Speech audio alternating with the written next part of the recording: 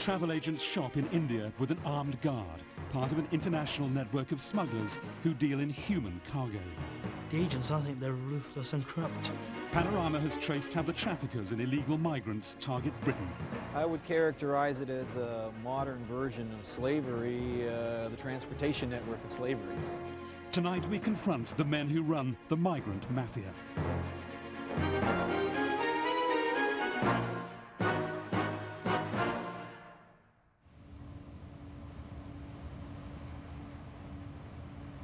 Dover Harbour. Like England's other channel ports, it's the front line in an undercover battle against international gangs. Gangs who ship people around the world secretly for profit. It's a billion-dollar business that can be as lucrative as the drug trade, but far less risky, at least for the people who run it. In the customs shed, a lorry has been pulled aside. It looks innocent enough, but there's been a tip-off. Inside, 51 illegal immigrants, mostly from the Indian subcontinent. It's been a hazardous journey that will have cost most of them their life savings. But while some migrants are stopped at Dover, many are successfully smuggled through, like one young man we tracked down and who we'll call Daljit.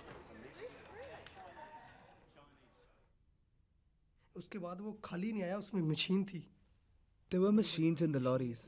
I don't know what the machines were, but there were 7 big machines. We were hiding behind these machines so that if somebody checked the lorry, nobody would find us. I didn't have a watch with me, but another boy had one, and the time on it was Indian time. He drove for 6 or 7 hours, then he stopped and dropped 2 of us off in Leicester.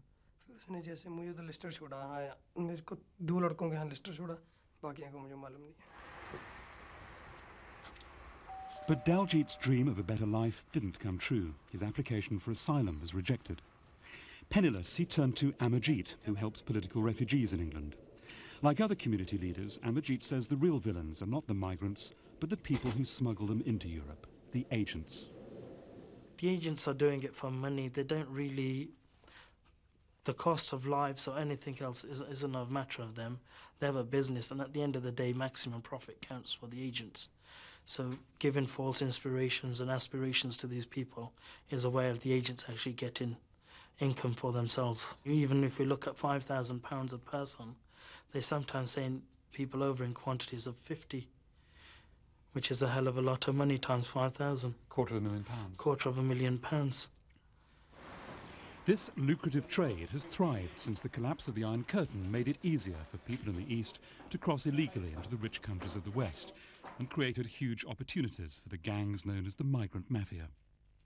The routes along which the migrants are trafficked to Britain by the agents are long and often dangerous. In Daljit's case, 4,000 miles across Europe and Asia from his home in the North Indian state of the Punjab. His journey began in the dusty, noisy and thriving town of Jalandhar.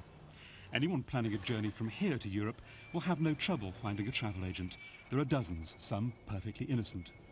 But others are the fronts for illegal agents who offer not just plane tickets, but illicit journeys to the developed world. Exactly how the agents in towns like Jalandhar have succeeded in sending so many illegal migrants to Britain and Europe remains a closely guarded secret.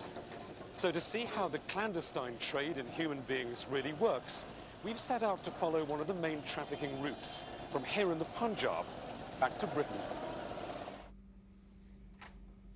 We brought our researcher Shashi to Jalandhar to try and track the agents down by posing as a customer. The story she told them was that she wanted work in Britain but didn't have a visa, so couldn't get there legally. To gather firm evidence, Shashi wore a secret miniature camera. She began in the place Daljit had told us about when he went looking for agents in Jalandhar. The shopkeeper, who is my agent, put up a board in Punjabi which says, "Whoever wants to go abroad, please contact me." It is in Jalandhar, just opposite the main bus terminal. So Shashi set off for the area Daljit had indicated, expecting it would take some time to track an illegal agent down. But in the streets around the bus terminal, she found several travel agents openly displaying signs advertising what were loosely called immigration services. She'd been told an illicit journey to Britain would cost at least £1,000, over 50,000 rupees. But the first travel agent she saw said it would be much more expensive. Well, the agent gets lots of money for this. Hundreds and thousands of rupees. Yes, hundreds of thousands of rupees just for a piece of paper. They take all the responsibility, you see. For Europe, it'll cost 300,000, and for America, 700,000. The man behind the counter said he couldn't help her, but then pointed her in the direction of someone he said might be able to. There are some people who can arrange it. For example, you could try Bradshaw Travel. They know more about it than we do. They've been doing it for a long time. So at her first stop, an instant guide to illegal migration. The prices quoted 6 or 7 times that of a direct flight to London. Shashi followed the directions to the agent she'd been told could help, this time with a chaperone we'd asked to join her. We'd been advised an escort would be a good idea, and upstairs it soon became apparent why. This travel agent had an armed guard. Inside, a discussion was going on about a young man's passport, and Mr. Bhatia, the agent, was talking about how rough the trade could get. People cheat others in this business and we suffered a loss. It's an illegal business and people can come after you. Then Shashi asked about the chances of going abroad to work.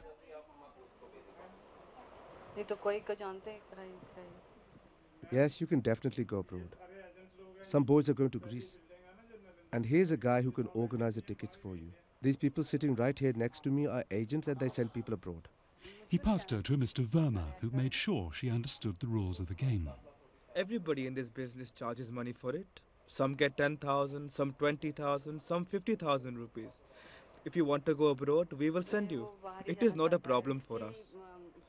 2 or 3 people have already gone to a place in England called Southall.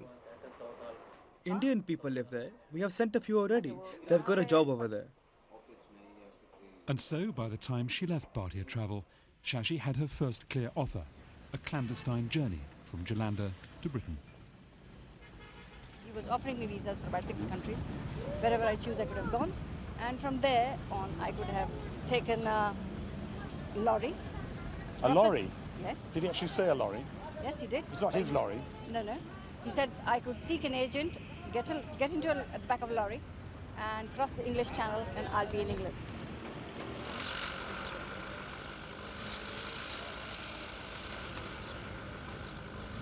In the fields around Jalandhar, they're gathering the harvest.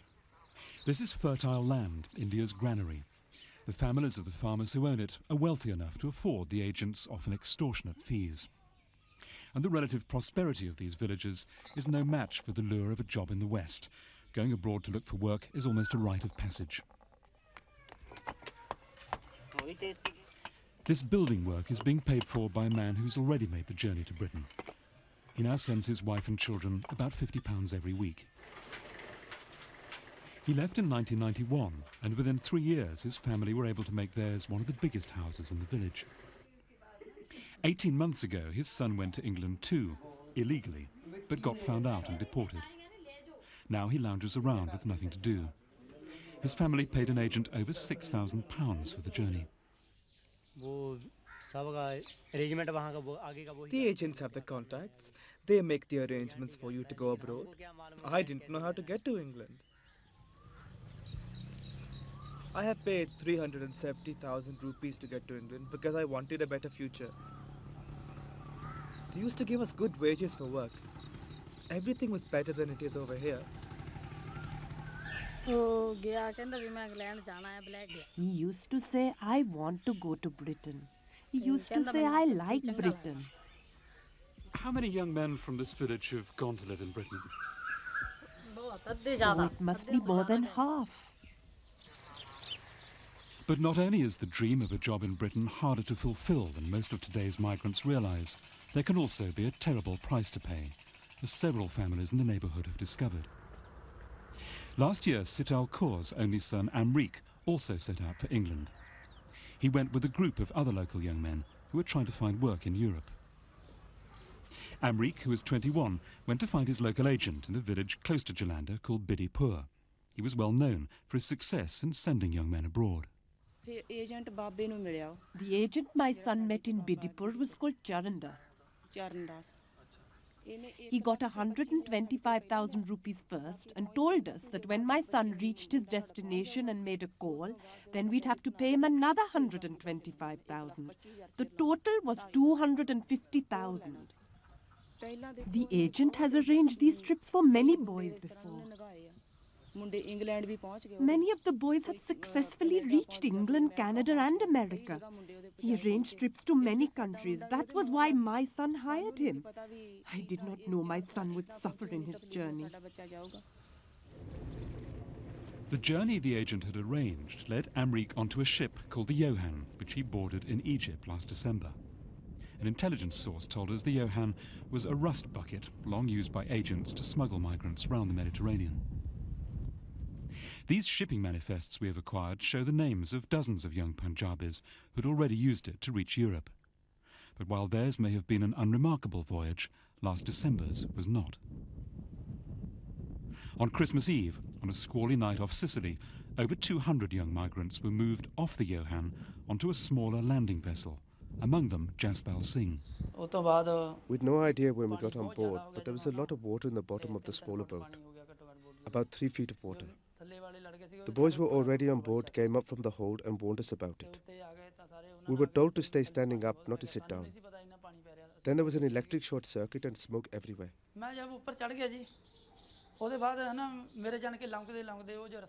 I climbed back on board the Johan up a rope, but a lot of others didn't. Just as I got on board, the rope broke. The small boat floated away from the Johan. Now it was about 30 feet away. All the boys were standing on deck, and I saw it sink down into the water. Jaspal's cousin was also on board the Johan and hasn't been seen since. Like Sital Kaur's son Amrik, he's presumed to have drowned. These agents have taken our children, but we have not received any phone calls from our children. We do not know where our children have gone. You can't know what it feels like without being in my situation. I had only one son in my family and he has gone missing now. Nobody in the world could be as sad as I am now. We went to look for the agent Charan Das, who'd arranged the journey for Sital Kaur's son, and found him at the local temple. In all, he'd sent 14 young men abroad, and only 3 had returned. Yet Charan Das was not only the local agent, but the local priest. He accepted people had asked his help, but said he had merely advised them to rely on Bhagwan, on God.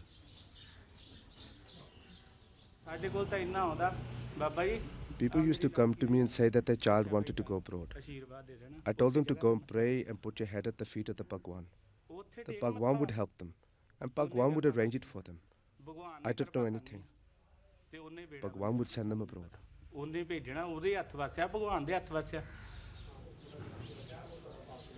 It was time for the evening's religious service. But since news of the Johan disaster reached his congregation, they've refused to visit Charan Das's temple and have reported him to the police.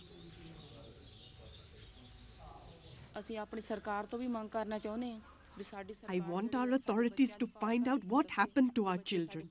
If something has happened, we must know the truth. We can't just sit here in our homes doing nothing. The agent should be shot with a gun. It was the police investigation into the Johan disaster that brought the full extent of the Punjab's migrant mafia into the open. Naveen Kumar, an associate of Charan Das's, was arrested on suspicion of accepting £22,000 from his friend, money said to have come from Das's clients. Kumar was said to be linked to a man known as Bola, now under investigation as one of the leaders of the Johan ring in India and Greece. He in turn was linked to Dali, a friend of politicians and businessmen who police say is the best-known agent of them all. One family we found know only too well the dangers of letting Dali's circle send their child abroad. Along with 280 other young men, their son Major Singh was also lost on the Johan voyage.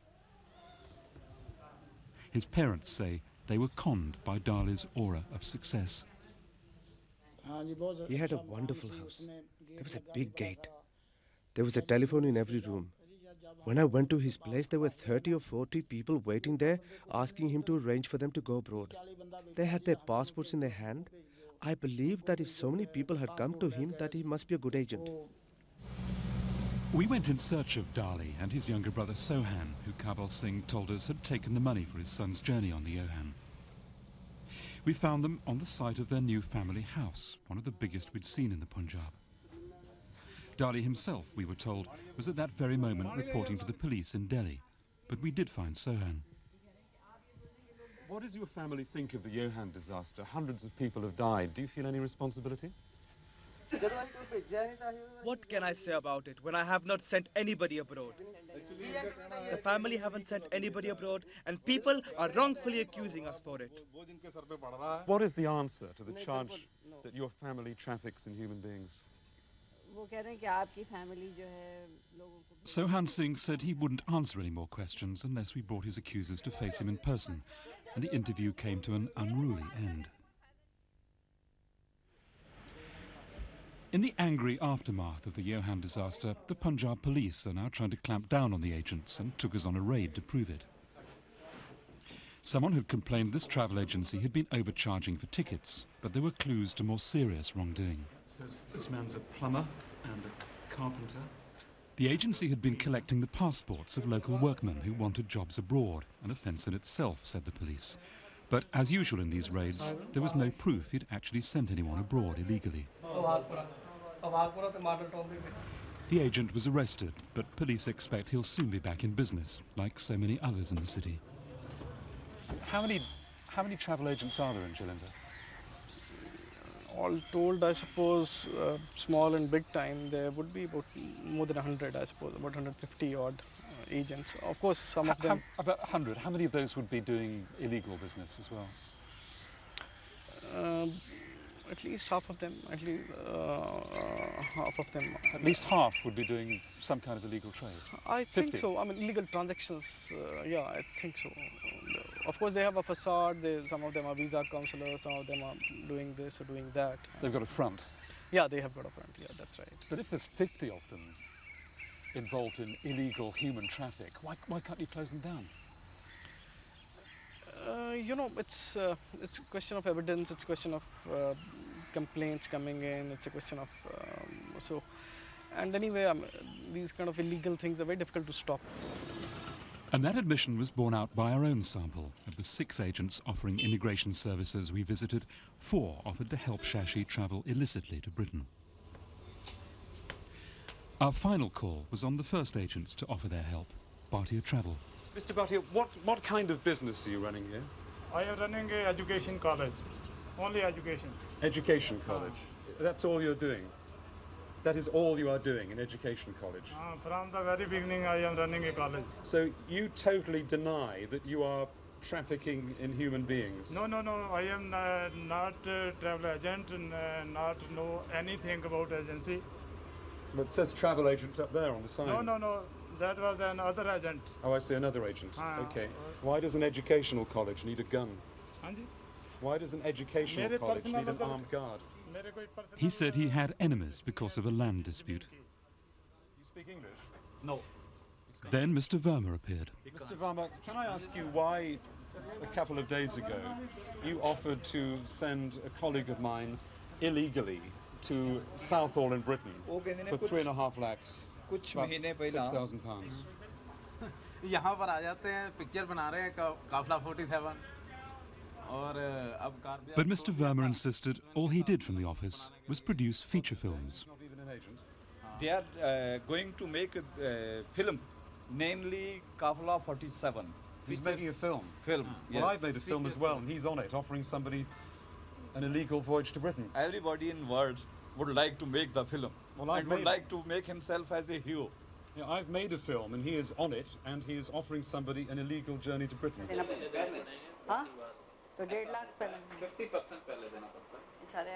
I am telling you that we will make arrangements to get you to England. After that, it's up to you what you do. We charge 350,000 rupees for this. Getting you there is our responsibility. Like all the other agents, Mr. Verma insisted he was innocent. From Jalandhar, the migrants' route moves to Delhi, where many illegal migrants like Daljit pick up their false papers. My passport had been prepared. My family had arranged for my visa. The photo on the passport was mine, but I don't know who the passport belonged to. It's here in India's capital that the most professionally produced false documents can be bought.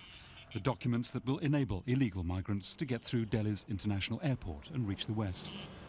To find out how easy it was, we contacted Lyons Travels, a firm who'd first offered Shashi false papers when we started this investigation a year ago.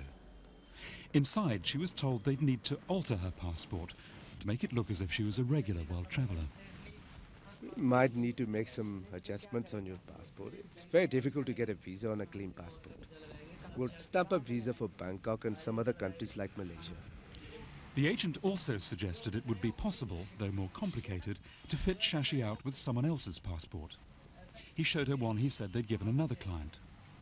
The photo had been changed, but they hadn't been able to alter the personal details, and were worried their client wouldn't be able to remember his assumed identity. We can change the photograph here. But what can we change over here, huh? How can we change the age? He doesn't know the name of this man's father. We'll tell him the name of the father in case someone asks about him. If by chance he makes a mistake, he'll get into trouble. The crucial test of the agent's paperwork is whether their clients make it past the final barrier to leaving India, immigration control at Delhi's international airport. Here, the agents sometimes try to bribe officials to overlook any flaws in their clients' false papers. 2 officials here have recently been convicted of taking bribes. Another ruse is for agents to get whole groups of migrants through the airport by posing as a ship's crew, complete with fictitious papers. This letter, written by a British immigration official, refers to large groups of young Punjabis claiming to be seamen and using forged or improper travel documentation to get clearance from the immigration staff at the airport, even though they have no previous seagoing experience, no seaman certificates and no visas. It concludes this is a very popular means of leaving the country and travelling into Europe, where large organised gangs of immigrant smugglers move the migrants to their eventual destination. Using all these tricks, thousands of migrants every year succeed in mingling with other passengers and leaving India without being stopped, among them Daljit. The flight was at night time. It was 12:30. They didn't ask me anything. I gave them my passport and my tickets to Moscow and escaped. From Moscow, I went to Poland. The flight to Eastern Europe is the traffickers' favourite route, since the collapse of the Iron Curtain made it easier to cross from there into the West.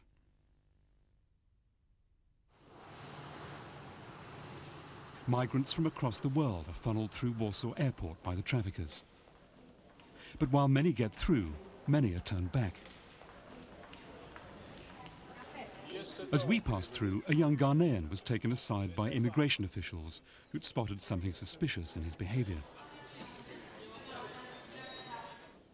Inside his passport, they noticed an address in Germany and decided that was his real destination. They also decided his visa was forged.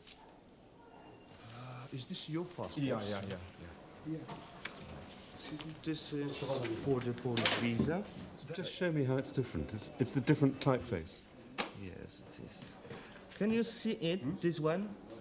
These letters. Yeah. This one, it's in one line, but look at this one. It's like a wave. It's easy to see. Yes. As I said, all complaints to the Polish embassy in Lagos.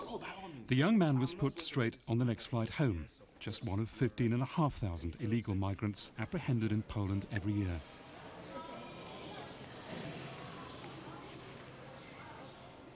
Border guards at the airport have their own collection of seized travel documents, including forged British passports, a testament to the sophistication of the traffickers' craft. This is a totally counterfeit British passport of a fairly good quality, I must admit. This watermark should be visible only if you keep it under the light. Right. And in this situation, you can recognize that this is a counterfeit because it's obviously visible. More and more people are involved in this activity as illegal traffickers. their methods, their behavior has changed. They are better organized. We can observe more clandestine forms of activity, which are more difficult to trace. They are much more ruthless. European governments are now working together to monitor the migrant trade. One of their top consultants is Thomas Tass, who himself used to work as an immigration intelligence officer at Warsaw Airport. How much do you reckon the traffickers are making every year from smuggling people into Europe? I think a conservative estimate and one that we could feel confident in stating would be just under $2 billion per year. $2 billion? Indeed. Smuggling people into Europe? Yes. So it's a $2 billion business? Yes. $2 billion black market? A $2 billion illegal activity. Very, very much a criminal activity. At Warsaw Airport, we again picked up the trail of the illegal migrants from Jalandhar in the Punjab, the trail we'd learnt about from Daljeet. There was no problem at the airport. Someone met me there. I stayed in Warsaw for a night and met 7 other Indian boys. There are whole networks of illegal migrants in Warsaw, trapped among the fading symbols of communism, but dreaming of the capitalist wealth to the west. Often abandoned by their agents, many are caught by the Polish police and sent to the city's refugee centres. This centre regularly houses migrants from the town we'd set out from, Jalandhar. But they're not locked in, and many try to cross the border again, as a group from this dormitory had just done. It's a game with its own slang, a trip to Germany, a donkey, having it caught, being sent back. There were 7 boys from India and Pakistan, 5 or 6 from Jalandhar, and their donkey was caught a few days ago. But the failures discourage no one. Even here in the refugee centre, migrants are still in constant touch with the agents. So how do you actually make contact? Does the agent phone you here? Yes, the agents ring us here. My people in India ring them and tell them where I am, and the agents contact me. They know the telephone number of every camp and jail, so they ring and ask for me by name. After that, they tell me where to meet them. They have their men everywhere, from India to Germany. They have a network of agents just like the electricity grid. They forward people to their next destination, and they have contacts everywhere. The camp is supposed to be a centre where migrants are detained before being sent home. Yet, as its director is forced to concede, a remarkable proportion will be smuggled out of its open gates. I think in terms of percentage, maybe 60. Maybe even 70% of the people who got to Poland and are staying in one of these centers will be picked up at some point to be taken to the west.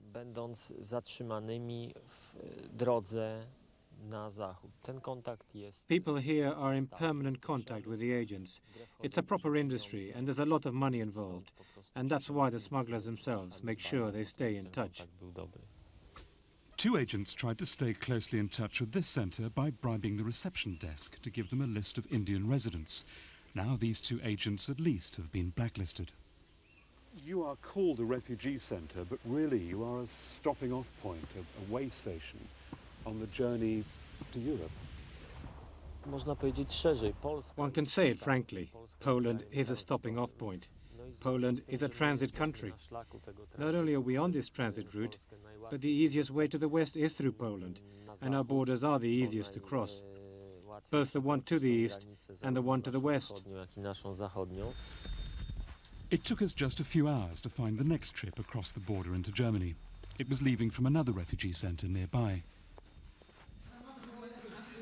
Shashi took up residence and was soon invited to join the night's illicit exodus. Her companions were to be an Afghani family, themselves legitimate refugees in Poland, who were planning to wade across the River Oder with the help of an agent. You were going through water? Yes, from water, no problem. What is it? What is it? Yeah, water. Up to here? Yes. And you can walk? Yes, we can walk. If she got wet, she was told, she could always change her clothes. Water, we give another clothes to Korka and Gujar Valley. No problem. No problem? No. But there was one problem, the Afghans admitted. There was a good chance of being caught. In fact, the agent had already promised them 5 trips across the border, and they'd been caught every time. She took you how many times? 5 times. 5 times? 5 times. They are telling me lie. Undeterred, the Afghani woman said the agent had agreed they could give Shashi a lift on this, their 6th attempt. With me that I can give you.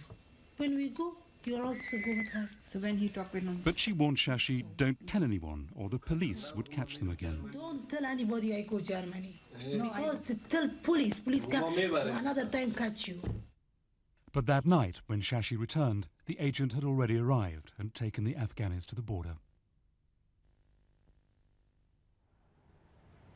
The border they crossed, the border between much of Poland and Germany, is the river Oder. Its shallow but treacherous waters, the next stage on the journey through Europe towards Britain. Every night, the German border guards patrol the riverbank, on full alert as the traffickers increase their nocturnal activity. On this stretch of the river, they say trafficking's up by 1/2 in the last year alone. It's a game of cat and mouse. The border patrols have the latest infrared cameras, but they know the agents, helped out by their friends in the Polish Mafia, are equally well equipped. They have all the equipment you can buy on the market. What kind of things? Cellular phones, radios, scanners to listen to our radio traffic, night vision goggles. We have heard about thermographic cameras from what do they do? Russian tanks, and they can detect the body heat in the night and give a clear vision of what's going on in the dark. So they can see you as well as you see them? They can see as well as we do in the night. Do they know what you're up to? I think yes. I think they know what we're doing. These infrared pictures show one ill-fated party of migrants being marshalled at the border by the traffickers. They had paid between £500 and £1,300 each, and there were 13 of them, so this one journey alone could have netted well over £6,000. Last year, German border guards caught 11,000 illegal migrants on the Polish border, but many of them get through. Daljit was one of them. He remembers how he waded across. The water came up to our chest. First, the agent showed us how deep the water was. We had to take our clothes off. He told us not to be afraid of anything. And then he just left us there.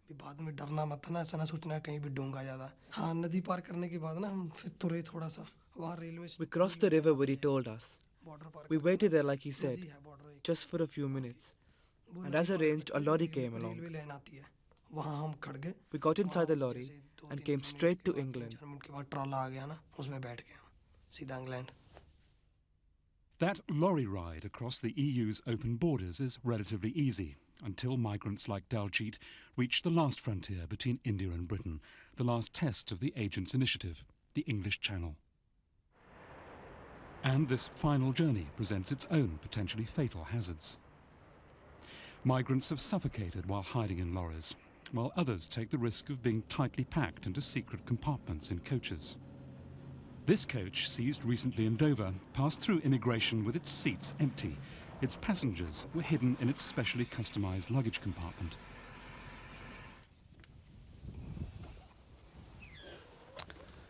Well, this is the first time we've seen anything like this type of construction of a false compartment in a vehicle. There is here a hatch which people from inside the coach can come into, the luggage compartment, and from there into a custom-made false compartment into there.